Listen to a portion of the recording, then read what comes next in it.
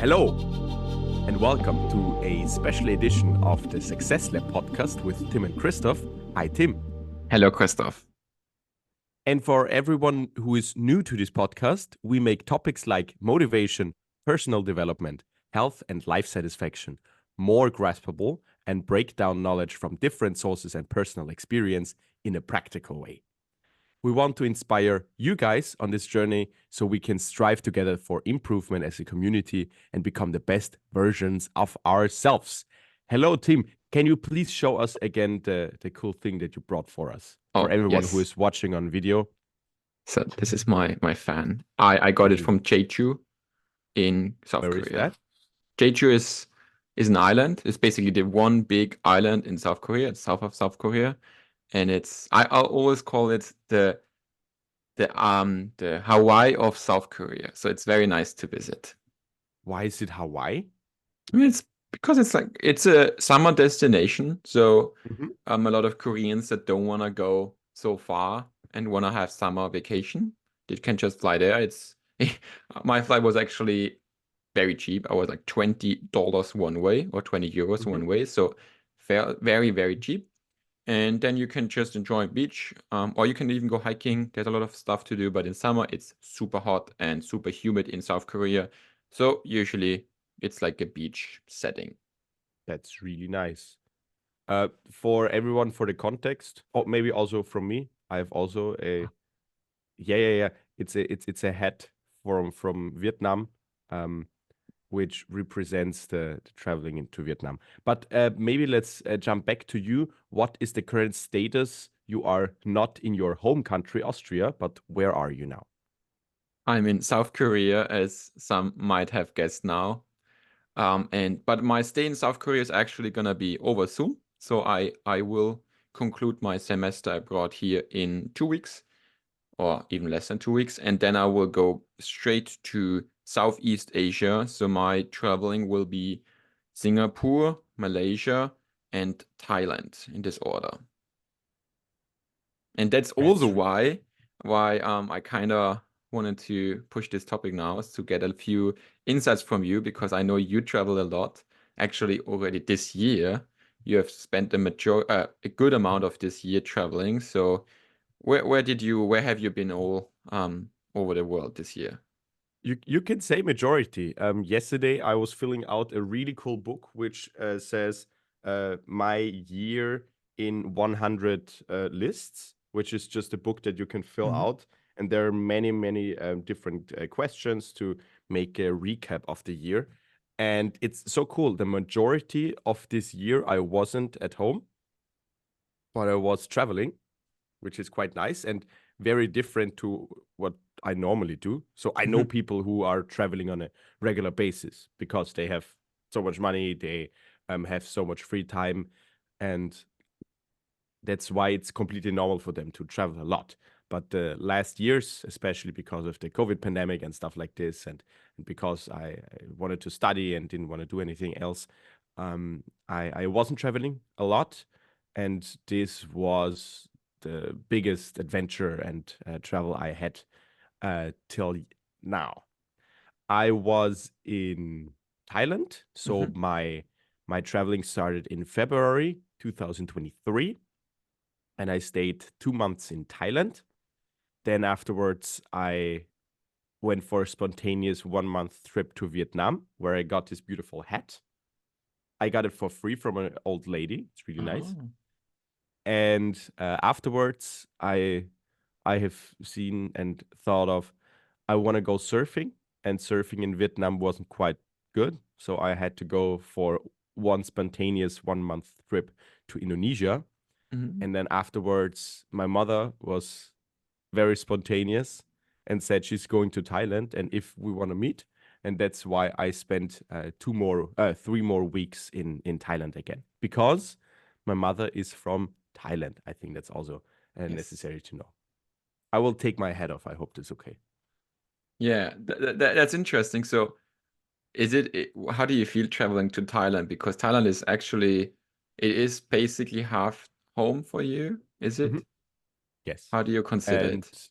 I really have to say that the real backpacking style I did in Vietnam and Indonesia and in Thailand. There was always this. It's not a bad thing, it's actually a good thing, but this security of having half of my family there if something is going wrong, and I know the language and I have seen already many things. There is no cultural shock for me on this behalf. So that's why Thailand was very, very nice traveling destination, but it wasn't that rural, that typical backpacking style.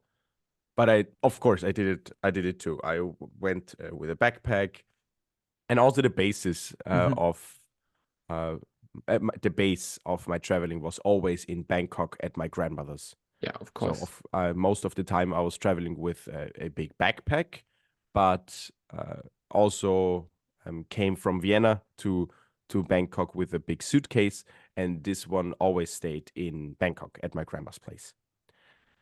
Yeah, so Thailand was also very often a situation that I was some kind of guide for people I got to know, and also a little bit of family vacation. I see. That's how different it is.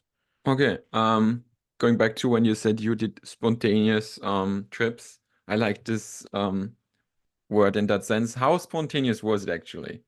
Those 2 trips to Vietnam and to Indonesia.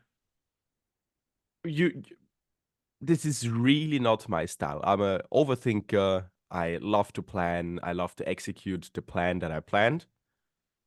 And this was really not the case in Indonesia and Vietnam. I mean, I booked the flight ticket and visa for Vietnam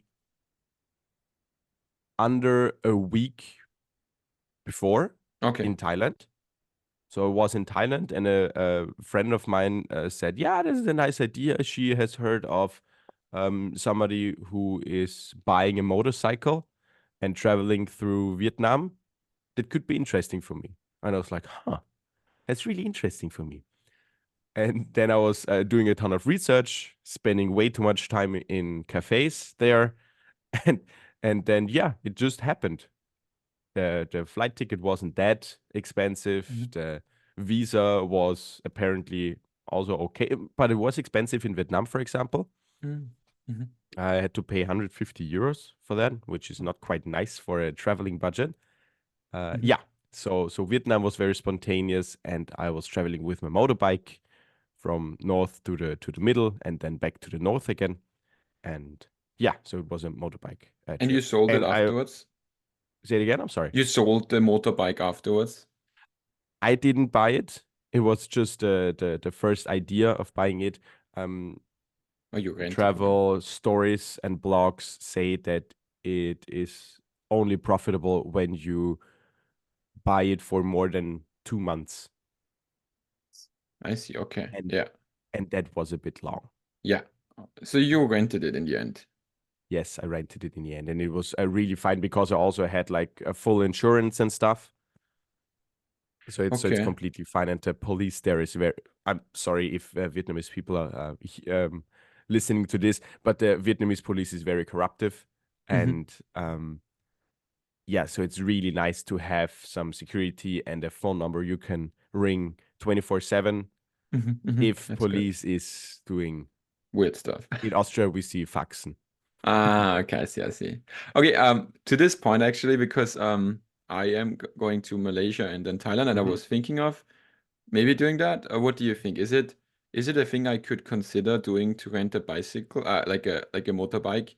Oh yeah, for sure. Can I do that? Like, can I rent one in Malaysia and then drive up to Thailand? This border in particular is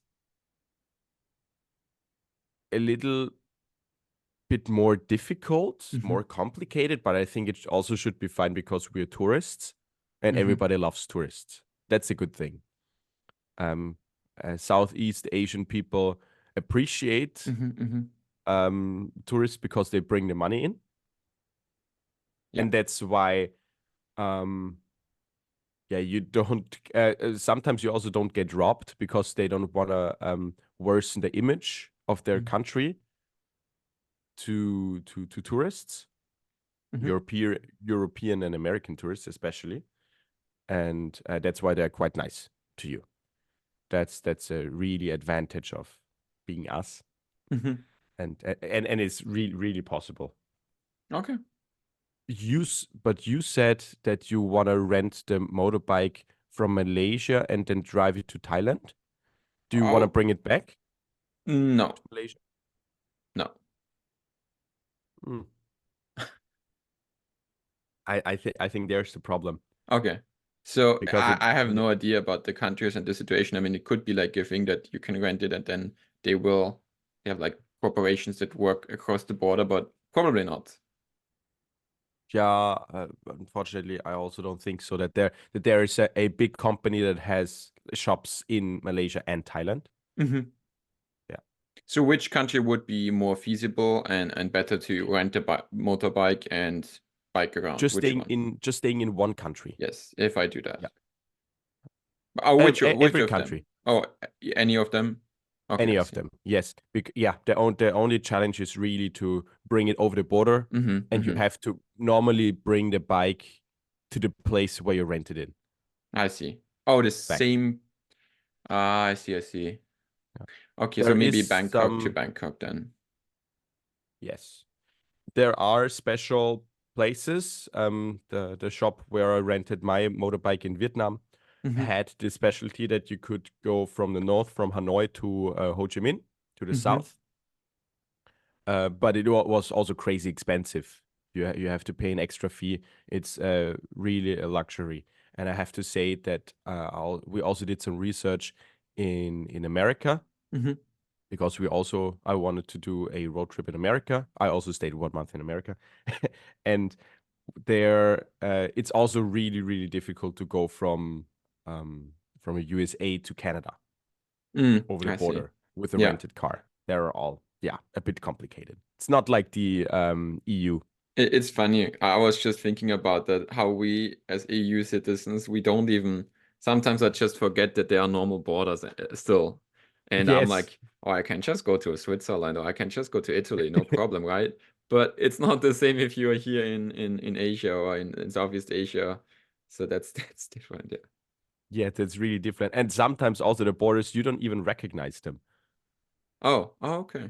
Like oh, you mean in Europe? Here Oh, in Europe. yeah, in Europe. Yes. You just walk over. There maybe there's a plate, something like this, which says, "Yeah, welcome to Hungary." But in the forest, you wouldn't we're see in Hungary now. Yeah. Yeah. Oh, that's very different. Okay, so motorcycle would be one thing I will consider. What other things would you suggest, or like what other tips do you have doing like backpacking? Because I will just be alone. I will go backpacking. I really like it. And I will do that for 4 weeks. So what other tips in the terms of preparation and then also execution do you have? Okay. Well, I have some practical tips which you can really just execute, and it's proven hardly on a regular basis, so they work. I really like, because I prepped myself, a second wallet. Okay. Because unfortunately, in some countries there is some corruption and a lot of robberies. And if you have a wallet that you can just give, and there are no bad documents in there, then it's really nice, and you're way more calm. You really don't care. You just give the person, go Do away. you have you had that before? Have you been robbed? No. Okay.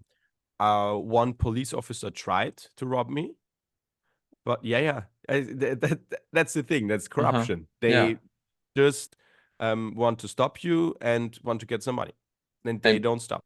What did you do? I played dumb. I really have to say, I did a lot of research in the especially for the police corruption, and I really wrote down a possible dialogue with the police and what I should say if they say this or that. And this is quite difficult and quite different from country to country. But in Vietnam, for example, it was on one side very nice to just try to not understand them. So if you don't give them any context on which they can attack, if you just say, I don't know, I don't no understand. English, they cannot Ich do verstehe anything. gar nichts. Hilfe. Ja, ich verstehe gar nichts. We can Ich hab just keine really Ahnung. switch to German. Yeah. They don't speak it there. Also being completely fake friendly. Doesn't have to be fake, but friendly. So if they grasp a little bit of aggression and sadness or panic, they see a weak victim. They have to be this nice sunshine which All the says, way. "Oh, Vietnam is so nice," but you don't understand a single word of them. That's one thing. On the motorbike, put the key of your motorbike as fast as possible into one of your pockets when you stop. So when a police is behind you, in front of you, and they walk up to you, always take the key and put it into your pocket, because that's a very common thing, that they take your key and they only give it back when you Pay. when you give them money. And that's the same to documents. I printed out 3 or 4 copies of my passport, my visa, my everything I had as copies. So if they want some money for the copies, I could really just say, "Break off," and I don't care about the copies, just the papers. Also really important. Is it as bad also in Thailand and in Malaysia as you're just describing from Vietnam? I feel so bad if I say no, but no. In Thailand, there's also an agency which is called a tourist police, which you can call every time, which is just here to protect tourists. So it's better in Thailand. It's way better in Thailand. Okay. And Okay. also in Indonesia, Indonesian people and police, they're just happy people. Yeah. I don't know. There is no harm. I've never seen any threat or something from the police. In Indonesia, the police doesn't care. They really And don't care. about, have you been to Malaysia? I have family in Malaysia. Oh. And in Kuala Lumpur, and I just heard that they're very strict there. But not It's a little corrupt. bit of course, it's a little bit like Singapore vibes. Yes. Right? Okay. It's Yeah. understandable. You Yeah. should not do anything disrespectful or something, or trying to make fun of somebody. It's very strict.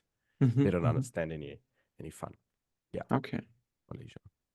And yeah, in general, maybe also another practical tip. I don't write in journals. I don't really like to write or do something, but I bought one which is really, really cool. It's like leathery, and you can put in books.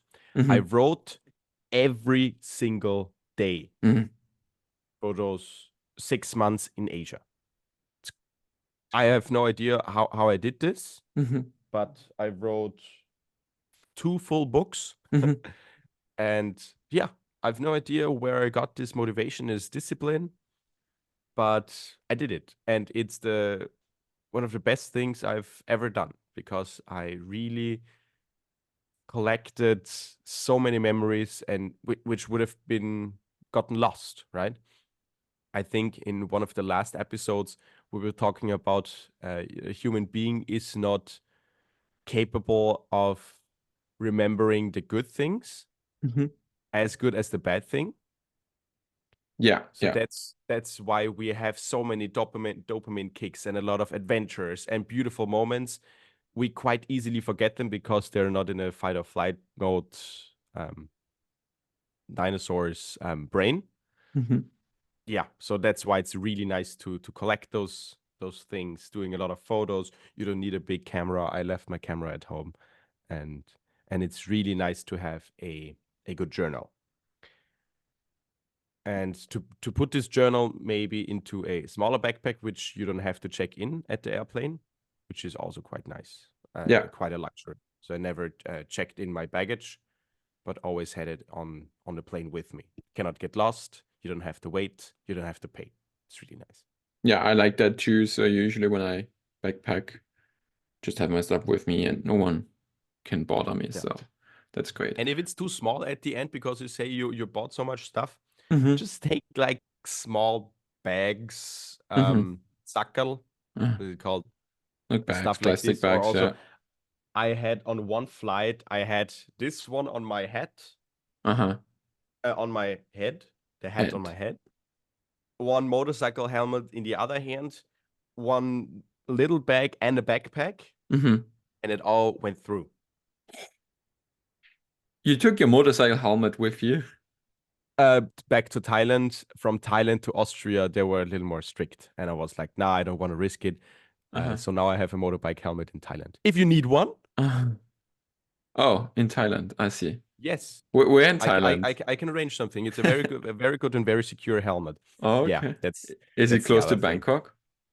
It is in Bangkok. My grandmother lives in Bangkok. Oh, maybe Yeah, I'll take it and then yeah, rent yeah. the motorcycle for like a couple of days. Yeah. Yes, Okay. Okay. it would be nice. And maybe you can bring me the helmet. Nah, just let's see. Yeah, let's think about it. We'll talk about it later. Yes, I those do are like some. Mhm. Yes. I do like your journal thing, like your journal talking. I think Mhm. that's very important, especially when you're traveling. You have so many impressions, and that's one or the one thing I like the most about traveling alone is that you will think about stuff and you will have different perspectives. You will get different perspective on the things you have already had a own opinion of. And yeah, you will just have so many thoughts and you will reflect on life. And I think it's always beneficial for everyone to do something like this. Not all the time, Mhm. obviously, but you will always get something out of it. And then when you have a journal, that comes in very handy when you just write down your things. And we all know this reflection, when you actually write something down, it helps it even more to reflect on it. So I like it a lot. You're completely right. It's like therapy. Yes. And Yeah. especially when there's so many different and exciting moments on a daily basis, then you really have to process this. Yeah. And that's usually the case when you're traveling. So that's basically also traveling is kind of therapy. So yeah, I'm very much looking forward to my thing. The motorcycling Mhm. thing and the journal thing is good. I need to check my the wallet idea. I need to do that and also print out my stuff in copies. That's always a good Yes. one. Anything else? How do you go about kind of like planning your thing? Have you planned like the whole month before or at the beginning or how far in advance? Like 1 day, 2 days? How do you do that? I can count on one hand how many things I planned in advance. Oh, okay. One thing I planned in advance was a diving safari, which was a little bit of a treat from myself to myself, for my birthday, Mm-hmm. which, yeah, I planned 2 months in it. No, not. I'm sorry, not 2 months. Which 2 weeks in advance. Yeah, that was long. 2 or 3 weeks in advance, I went to Indonesia and I was like, I want to see manta rays and whale sharks. How can I do this? Whale sharks I have to do with another trip, but manta rays, the best place to do it is in the Komodo National Park, which is way in the east, and to do a diving safari. So you have to book this one in advance. It's quite a little bit more of money than you spend on a regular backpacking trip, and you also have to commute. So this was a little bit new for me because you have a date in your calendar. Normally, my calendar was completely free on a day-to-day basis, and there I had a date to be somewhere, and that's quite new. And I had to do a little bit of planning around it, and a little bit of extra days for the commute, which I where I used all of them because there was a lot of delays and problems. Yeah. So, but and also when my mother is coming to Thailand, then I also said, yeah, on this day I also should be in Thailand. Yeah, of course, of Those course. were some things I planned a little more in advance, but normally I didn't know what I would do or where I would be more than 2 days in the future. 2 days. And So also, yeah, two did you days. And I book also like didn't the plan. I also hostel didn't and stuff? plan hostels, Oh, you didn't. Okay. or book them more than 2 nights Mm-hmm. because they could all be bad. And you get a little bit of feeling when spending a lot of time on Booking.com. Mm-hmm. They could also sponsor us. Come on, Booking. Awesome. But yeah, you get a grasp and a feeling of a hostel. I was only living in hostels with many beds in a room, and and you get the feeling of if they're nice people or not really nice people. And Mm-hmm. mostly I just book one night, stay there, and on the next day I try to prolong the stay for maybe 2 more nights or something like this. Hmm. That's it. That's the And planning I did. how many nights did you usually spend in one place on average? On average, let's say 2. Okay. So not too long. Yeah, Yeah. maximum 2. I would say 1.5 or something Oh, like okay, this. okay. Oh yeah, that's something I'm planning to do. So I Mhm. not entirely sure how my route is gonna be because I'm also like planning or not planning. The only thing I have planned is literally not planned, but only thing is I have booked my accommodation in Singapore, but that's it. Mhm. And the flight in to Singapore and from Bangkok. And then I have Would 4 you, weeks basically between that. yeah. Would you give us a quick overview about your traveling plans or I mean, sketches? that's basically it. I mean, the plan is to go to Singapore and then have New Mhm. Year's there. So I think in that term, I have some ideas what to do in Singapore because I met Singapore people already on my travels in Japan and South Korea, which I think is pretty fortunate and pretty cool. So I know people there actually, and they gave me like one guy gave me a Google Maps thing where he put all the interesting things, the point of interest from Singapore in. So I will just check out those things, and then after 4 days, so that will just be 4 days, New Year's, and then I'll leave. But what I will do after that, I'm not quite sure. I mean, obviously Kuala Lumpur is gonna be something, and then just stuff on the way to Bangkok to Thailand, and then in Thailand, obviously Bangkok, and I want to see beaches and maybe going scuba diving. But that's basically what I have planned. I could see myself doing like visiting a temple, maybe like a temple stay or something in Thailand. You can also talk about this maybe in a bit. But besides that, Mhm. I don't know what I will do. That's really nice. And then you're traveling to Bangkok, and then from Bangkok you have the flight back to South Korea. Is that correct? Yes, I will go back to Seoul, and then from there I will just be here 5 more days to get my luggage and say bye to my friends, Korean Mhm. friends, and then I'll go back to Austria. And then see your Austrian friends. See Austrian friends, Austrian family and stuff. Yeah. That's really nice.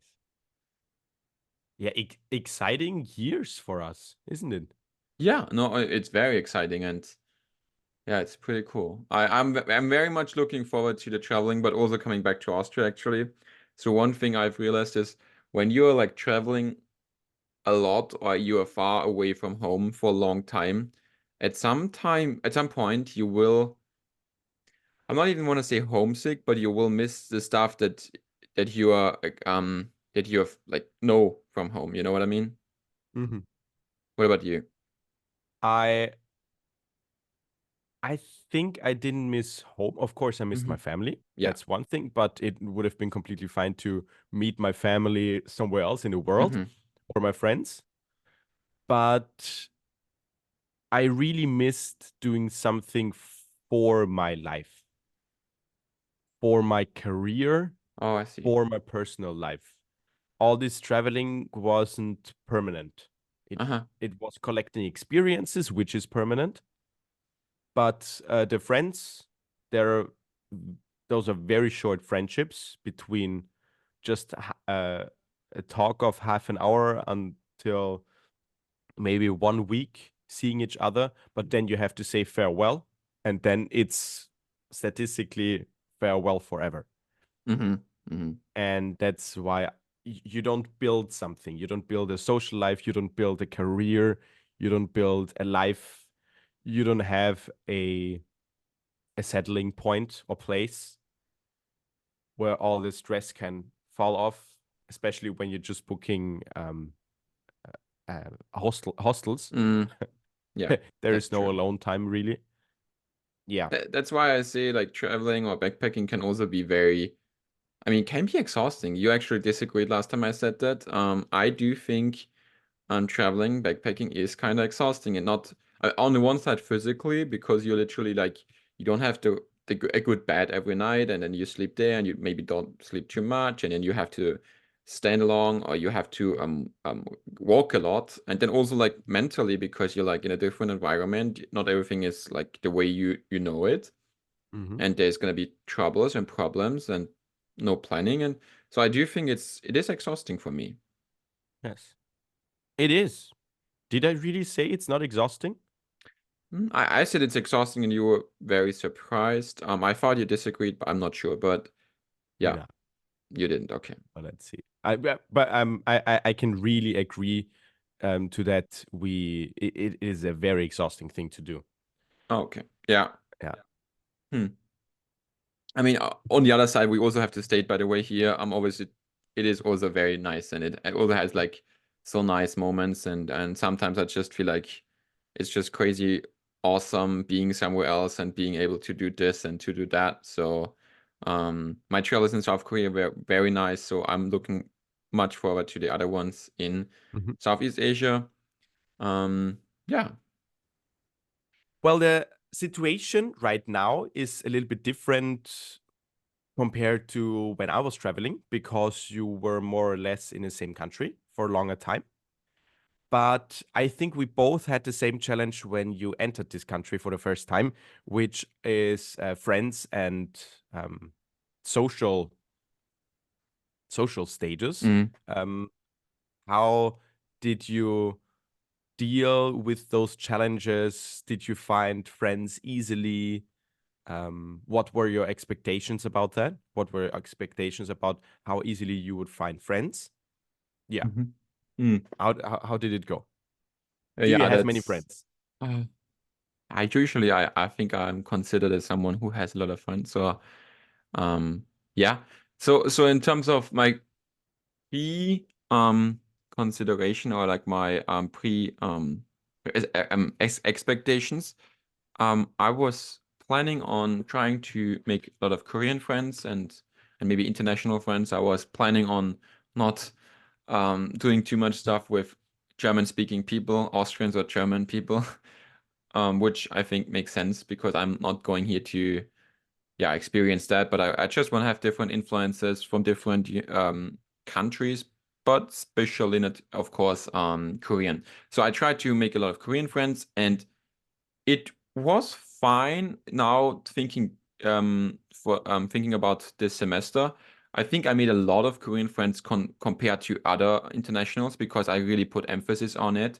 And yeah, I really got some friends here, because I have to say about Koreans, it is kind of difficult in Korea to make good friendships, because Korean people, and that's just something that is in their culture, they have a very like closed culture, so usually it's very difficult to make friends with them. Also, of course, the language is a barrier, but even if it's the language, even if the language is fine, and the international person speaks Korean fluently, usually the friend is regarded as the international friend or the foreign friend. So it is different, and I had a way easier time in America, for example, when I was a high school student there, to make friends than here. But in the end, I was fine, I think, and it was fun having good Korean friends, which I will obviously keep, and I will definitely keep a few good connections in the future. One, basically my best Korean friend, he's actually visiting me in Austria in February, so he will travel in Europe. And then I was like, oh, okay, I'm gonna be back in February. And then he's okay, I'm gonna come by to Vienna. So I'm very much looking forward to that as well. That's really cool to especially find friendships which are built to last, something like this. Yeah, that's really nice. What about Also compared to Vietnam and Indonesia, they also don't have this very closed culture, but it's quite easy to get to know foreigners, and they love to not sell you stuff, but also just to talk to you, and they all want to make friendships with you. That's very interesting. I'm just thinking about like getting around with English. Is it fine in Vietnam and Thailand? It depends on what you mean fine. If you will have fun, yes. If you need something or are in panic, then maybe it could be a challenge for other people. And I heard this from other friends which have been to Thailand, for example, where they really ask for directions, and Thai people always have an answer even though they don't know the answer, because they want to help. That's the biggest thing. Of course, they want to help, they want to look good, and even though they have no idea where this temple is or something like this, and just lead them to the other direction, which is also kind of selfish, but quite funny. But on the other hand, if you just want to talk with somebody, they very warm-hearted and welcome. So in Vietnam also, that's quite nice, because I didn't mention the communism makes the country, I have to say, quite cold, which then makes the people even warmer. So they overcompensate a little bit, and that's why they're even more welcome when another person comes. So how often I was invited for a beer and I have to reject because I have to drive motorcycle or something like this, and it was also with police officers. They're just there and say, yeah, have a drink, have a chat, have something to eat. They just give and give and give, which is really, really nice. And they love to talk to you and love to talk a lot. Sometimes they're broken English. So if there's nothing online, if there's nothing to lose, when you're just on a chill state, then it's really nice. That's very cool. The English. Yeah. About maybe also some other practical tips when we talk about nutrition and exercise.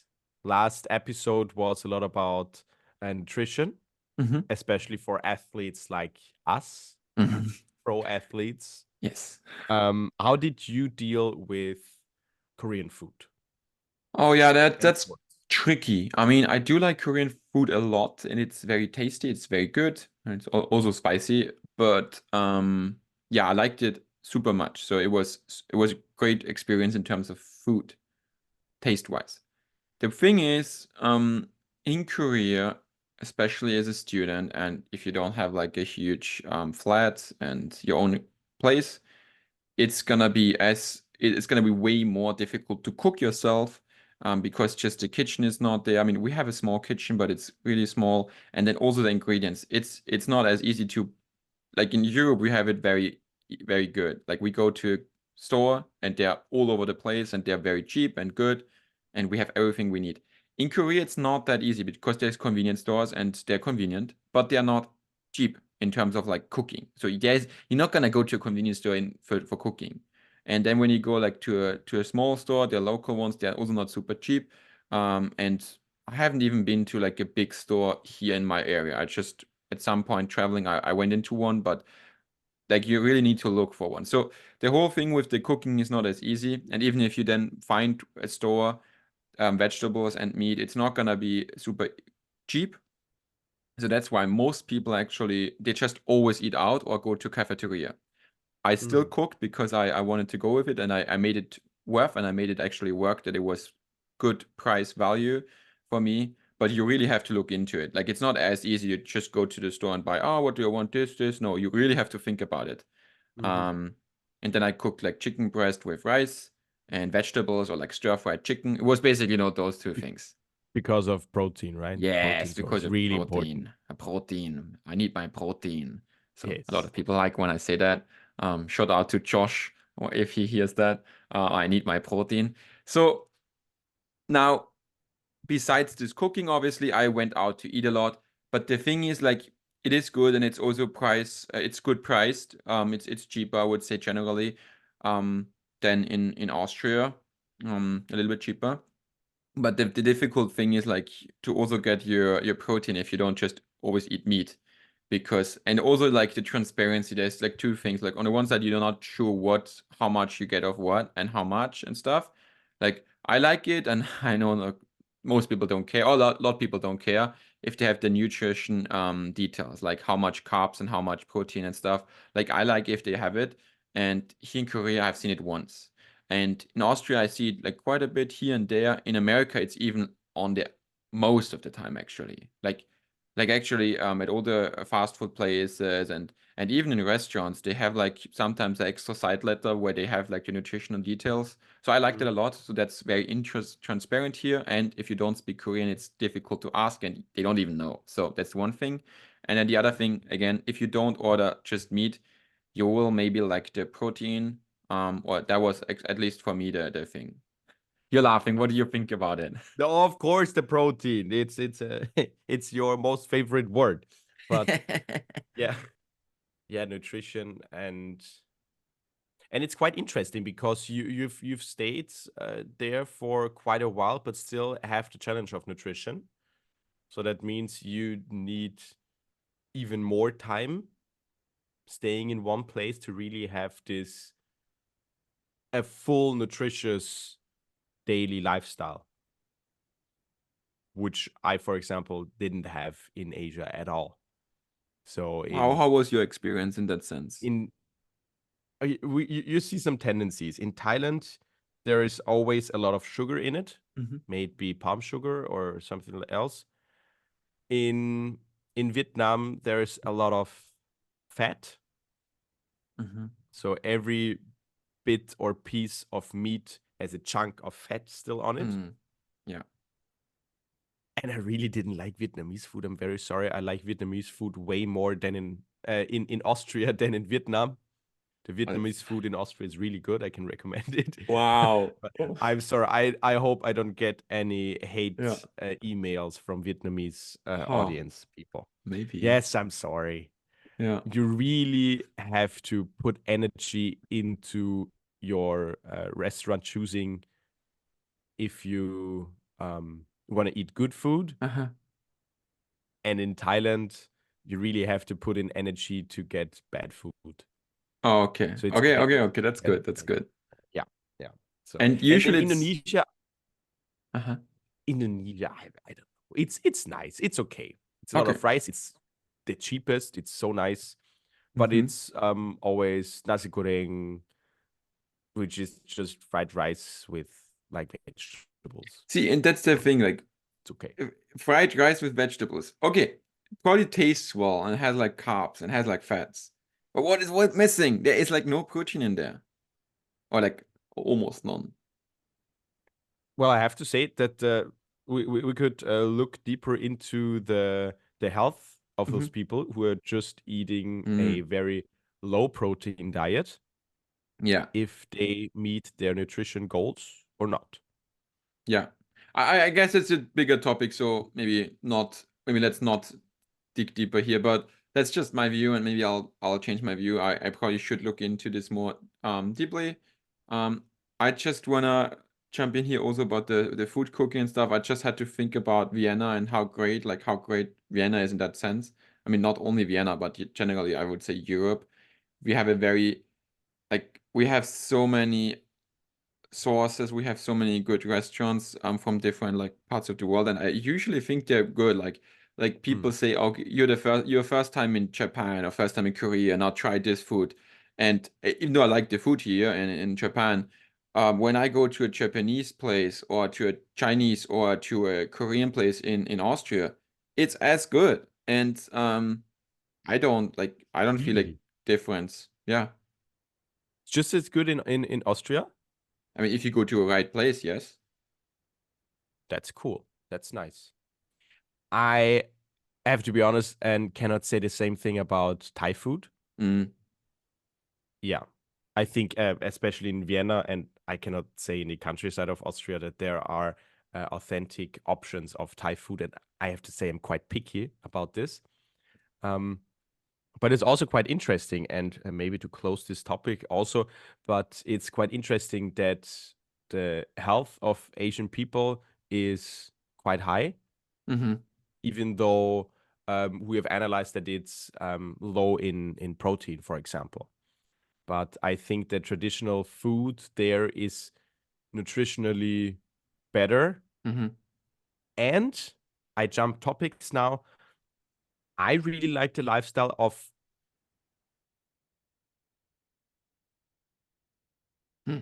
I see.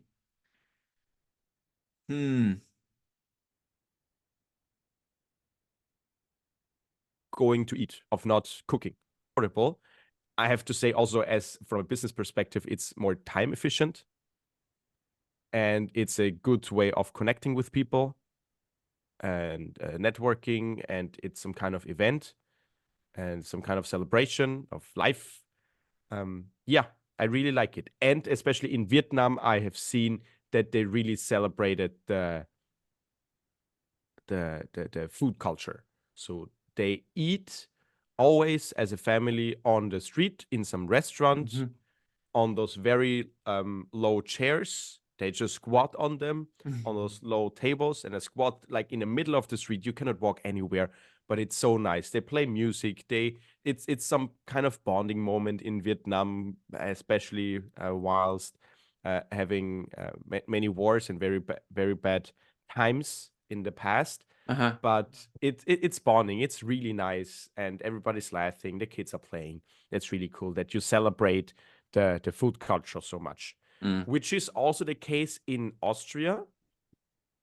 But it's mostly, yeah, somebody cooks and we stay at home at our own place, right? Yeah. It's different in that sense, and I can also talk about like the Korean pendant to that. In Korea, eating is always sharing food, or mostly it's sharing food, and I liked it a lot. It's very, very like a community, like a friend group, like they're sharing food. They all have the same dish, and yeah, it's very much like together, and I like it a lot. Also, the drinking Yeah. is a lot of fun here with the soju. So maybe you can also talk about the drinking in the other places. That's a long topic. But I really like, because you were telling me the drinking. We are young people, so of course there's a little bit of drinking, but drinking is always in combination with food, isn't it? You want to tell us? Yes, yeah. So in Korea, you can't just go drinking, just drinking. You always order food with it. And then you can also order drinks. So if you eat and have like a dinner, and then you go like second round, what they call it, which is drinking, but then you also have to order a little bit more. So a lot of people, yeah, they just like share another chicken dish or something, or like something you put in the middle of the table, and then you can just share. So that's Mhm. always goes hand in hand. That's really cool, and also quite healthy if you Yeah, go to the extreme, right? Yeah, yeah, that's it's also really true. nice. This is the way to do. And sports wise, what did you do? I mean, I know you have it quite easy because you have a gym right in your place, right? Mm, I have a gym here, but I'm not using this one because it's very small and not it doesn't motivate me to go there. So I go to a Mhm. bigger gym. It's still only 5 minutes away, so that's pretty nice. I still have to go out.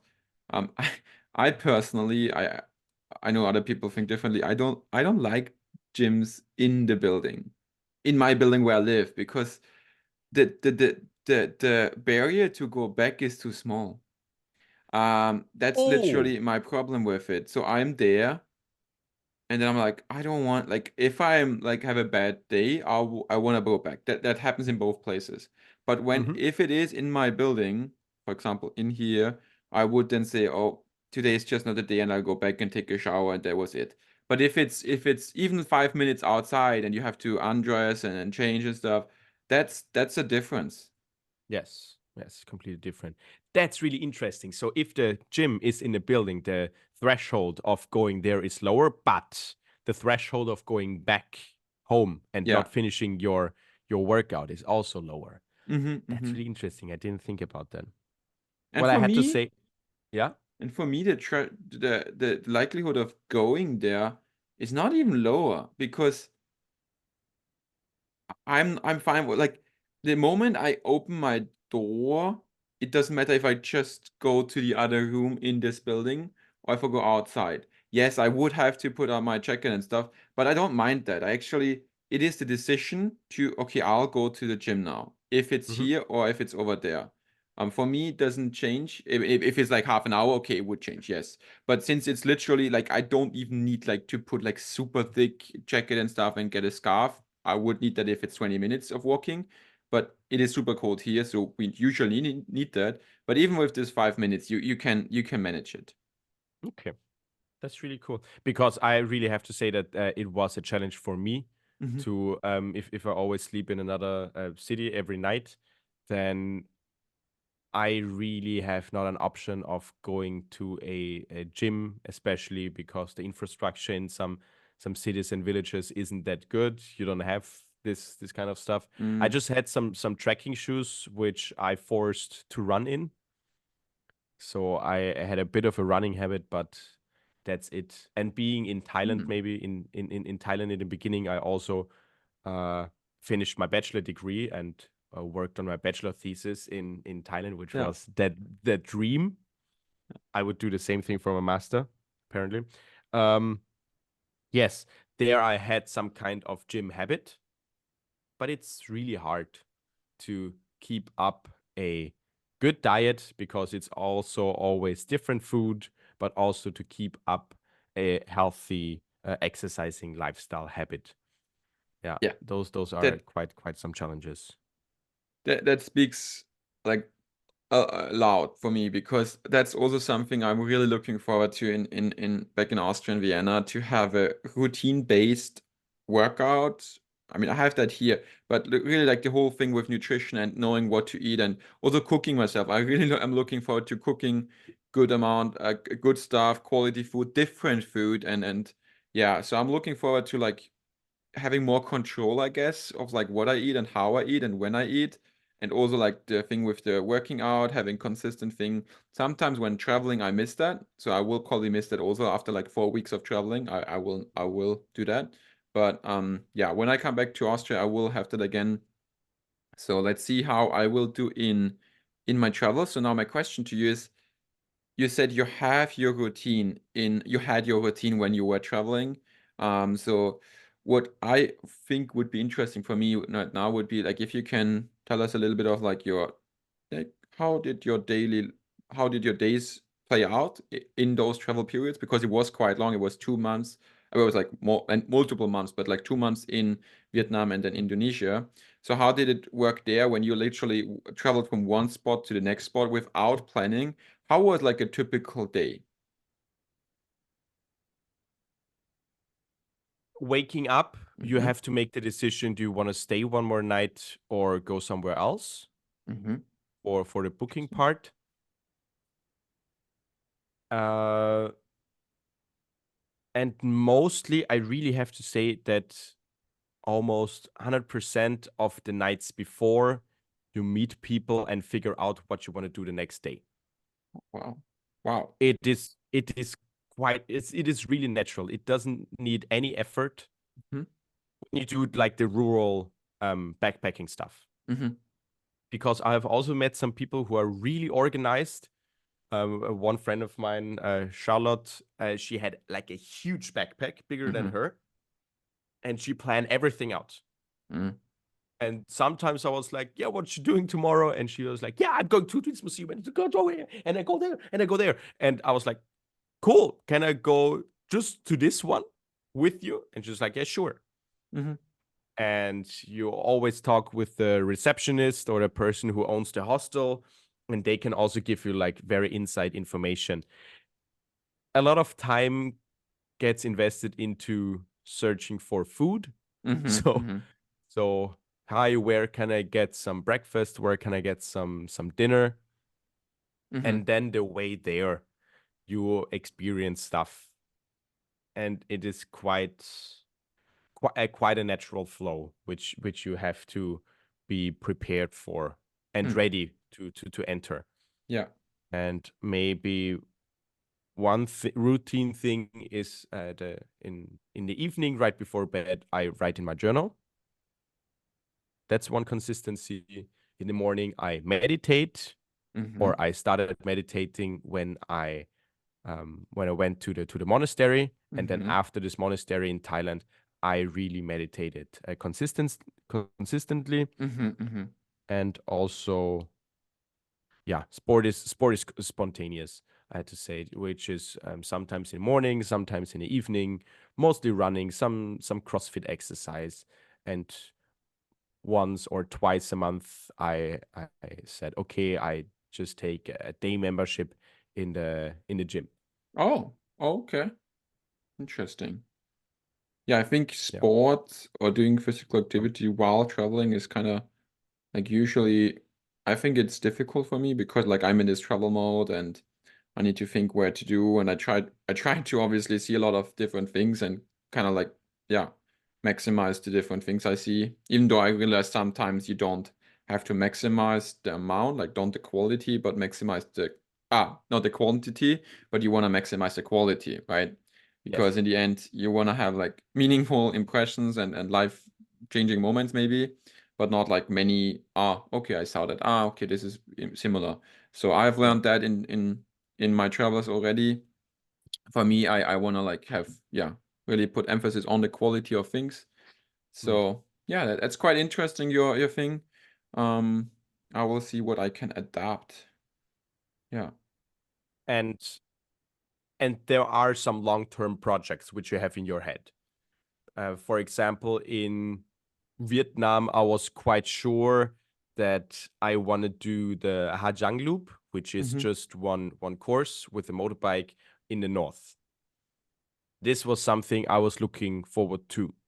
So then I was asking people about it, collecting a little bit of knowledge, so that I can really safely do this project.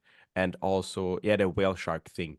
It was like every day I'm just looking around, seeing some hints how I could see some whale sharks. And there are also some days which are kind of boring, but I didn't have time urgency. I didn't tell. When going to Thailand, I just booked a flight to Thailand and not a flight back to Vienna. So Yeah. it was completely open when I Yeah. would go back, if I would go back, something like this. Yeah, Yeah, I I went back. like that you mentioned that that there was also boring days because I was going to ask you about that. I don't think every day has to be like super crazy and so much action because at some point it's just also it can be overwhelming and too much and you just want to see like you kind of want to get the vibe of it and you want to get the atmosphere. So I'm also planning on doing those things. Yeah. Yes. And it's completely simple. I learned of listening to my body, Mm-hmm.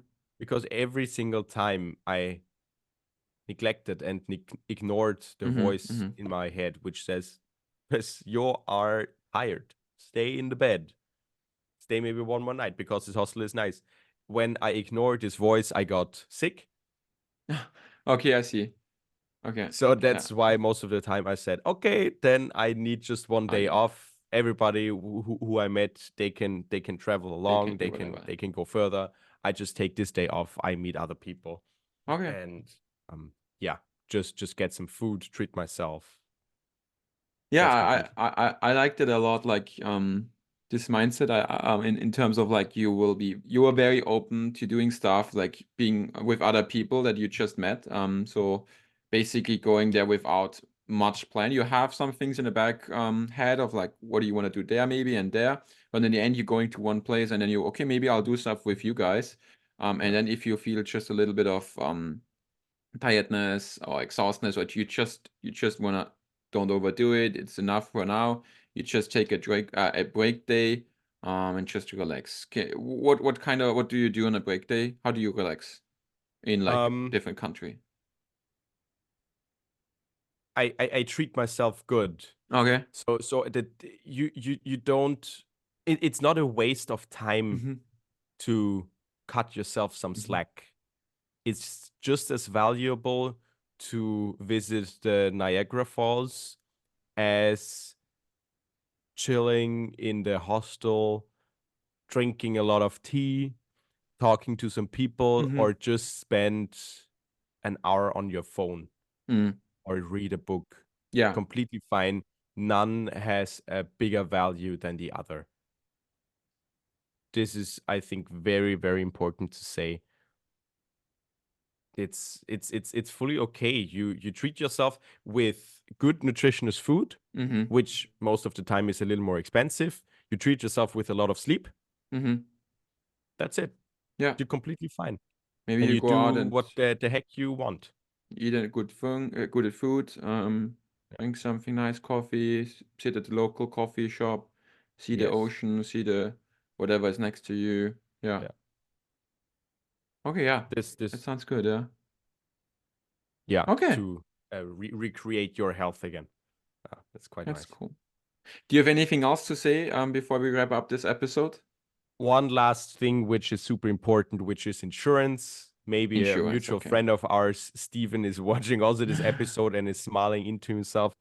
Insurance is also quite important for all the Austrian people. I just did a travel insurance from ÖMTC, which is valid for the whole world.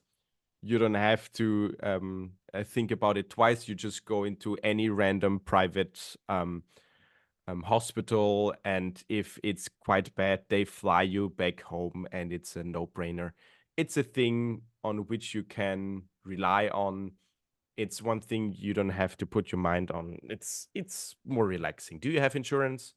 I do. I have like health insurance, international Yeah, health insurance. I do. yeah, that's it. I And need to check what it exactly covers and stuff, and I probably should be prepared, but I do have it.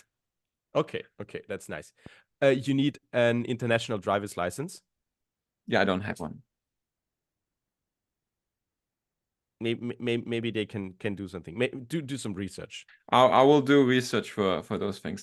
See, those things I wanted to talk about, so I'm glad we also talked about like those things I forgot. So thank you. Anything else I you think I might have forgotten? So we got the Talk to your insurance. friend Christoph on a regular basis. That's a good one. That's a good one. Tell, Okay. tell him sometimes that you're alive. That would be nice. Yeah, I will. And collect a lot of experiences. That's 100% investment in yourself, and every second is worth it and Perfect. good. That's cool. Thank you, Christoph. I wish you good luck on your traveling. The cool adventures you're going to have, which are going to be really nice. And I'm really looking forward to some more episodes. Is the next episode already in person? Yes, the next one will be in person. I'm very much looking forward to that. Even though for us, in a professional studio. It will be in a professional studio, so you should stay tuned and see how the whole thing looks and how it feels. Yes, really, really nice. All right. So the next time we see each other in person, you guys see us in a completely different setting. In 2 weeks, the next episode is going to be online. And we have a lot of fun in making those episodes.